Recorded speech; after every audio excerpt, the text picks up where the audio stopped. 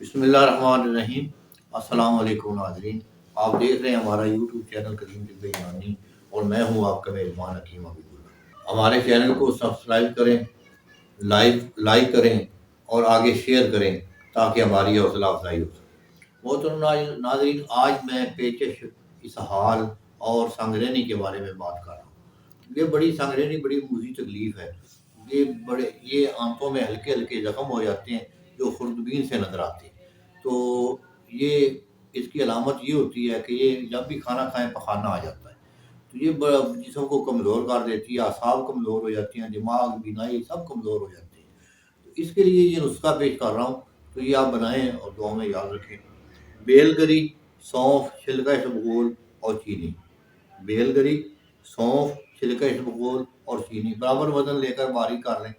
3 माशा सुबह दोपहर शाम, ये खाली पेट लेना है। सुबह दोपहर शाम 3 माशा। ये पेचिश संगरहनी आंतों में सफरा की ज्यादती को ख़त्म कर देती है। बहुत बेहतरीन चीज़ है। ये बनाएं और दुआ में याद रखें।